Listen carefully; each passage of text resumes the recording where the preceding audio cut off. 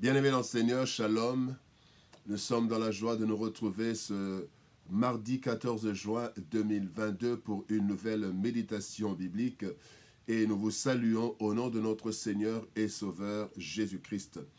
Nous allons lire le texte du jour dans la lettre de Paul aux Philippiens. Nous lirons au chapitre 2, le 5e verset. Philippiens 2, 5, voici ce que la parole déclare. Ayez en vous les sentiments qui étaient en Jésus-Christ. Ayez en vous les sentiments qui étaient en Jésus-Christ. Sentiments chrétiens. Tel est le thème de notre méditation de ce mardi 14 juin 2022. Sentiments chrétiens. Bien-aimés dans le Seigneur, Dieu nous a confié par son Fils Jésus-Christ une grande mission sur cette terre. Parmi les hommes, cette mission est très exigeante car cela concerne la vie des êtres humains, des êtres égarés que Dieu veut récupérer dans sa maison, l'Église. Certes, nous devons parler du Christ aux hommes, mais ce qui les touchera le plus, bien-aimés, c'est notre vie, notre comportement.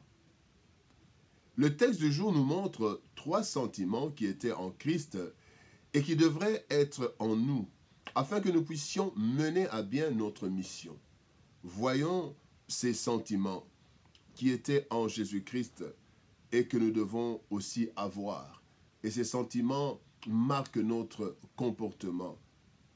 Et ainsi, nous allons accomplir fidèlement la mission du Christ. La première chose que nous voulons voir, c'est l'humilité. L'humilité.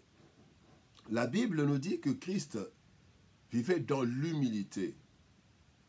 Et nous avons besoin d'humilité pour accomplir l'œuvre du Christ. En effet, bien-aimés, nous devons 3 choses. D'abord, nous devons savoir que ce que nous sommes, c'est par pure grâce. Et quand nous travaillons pour le Seigneur, nous devons en être conscients.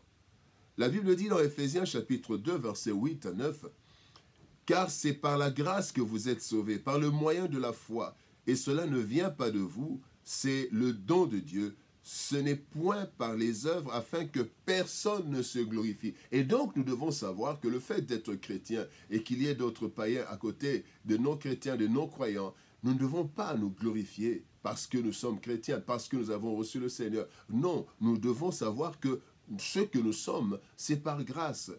C'est par pure grâce, bien-aimés. Nous n'avons pas de mérite. Et donc, l'humilité est le premier sentiment. Et non seulement nous devons savoir que nous sommes ce que nous sommes par pure grâce, mais aussi nous devons savoir que nous sommes de simples instruments, simples serviteurs inutiles. Le Seigneur peut utiliser d'autres personnes. Nous sommes des serviteurs inutiles. Dieu peut se passer de nous s'il le veut. La Bible dit dans Luc chapitre 17, verset 10, « Vous de même, quand vous avez fait tout ce qui vous a été donné, dites, nous sommes des serviteurs inutiles. Nous avons fait ce que nous devrions faire. » Donc nous ne devons pas nous enorgueillir comme si le Seigneur ne pouvait rien faire sans nous. Le Seigneur peut toucher des personnes si nous sommes orgueilleux et nous refusons de travailler. Le Seigneur peut utiliser plusieurs personnes. Le Seigneur peut utiliser plusieurs manières pour ramener des personnes. Mais nous sommes de simples serviteurs inutiles et nous devons être animés d'humilité. Et nous devons être animés d'humilité, pourquoi?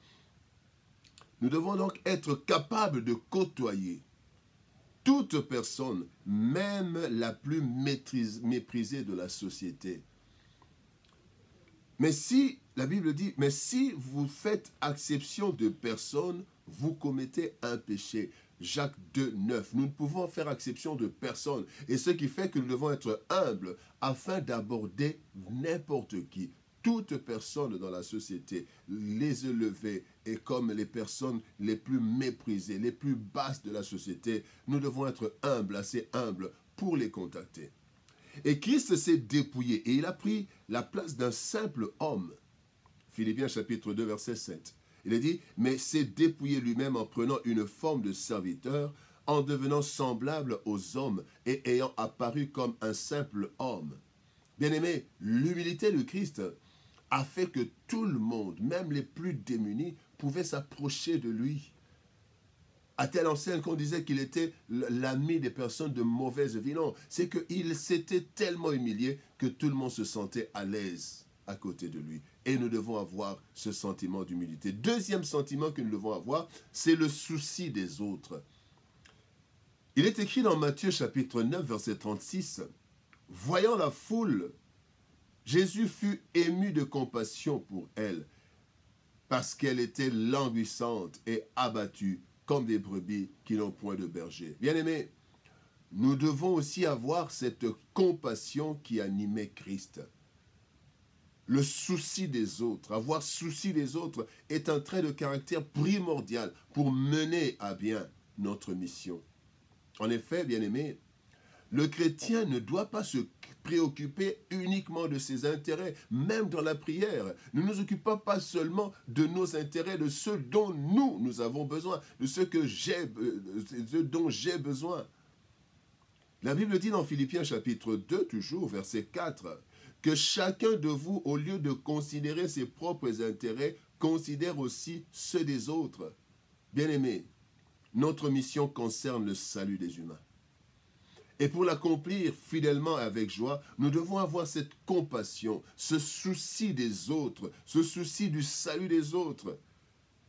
Cette compassion qui nous conduira à accepter parfois des sacrifices pour voir l'autre sauvé, pour voir l'autre heureux. Et c'est ce qui avait animé Christ. Christ avait la compassion. Il a vu des hommes et des femmes. Il avait le souci. Il y avait un peu de pain pour lui et ses disciples. Mais il avait le souci. Il fallait que ces gens mangent. Il a multiplié le pain parce qu'il avait souci des autres. Troisième sentiment que nous devons avoir, c'est la soumission totale à Dieu. Un sentiment de soumission totale. Dans Jean chapitre 4, verset 34, Jésus-Christ dit « Ma nourriture est de faire la volonté de celui qui m'a envoyé et d'accomplir son œuvre. » Ce que Dieu exige de nous, bien-aimés, c'est la soumission, l'obéissance. C'est seulement ainsi que nous pouvons réussir notre noble et grande mission.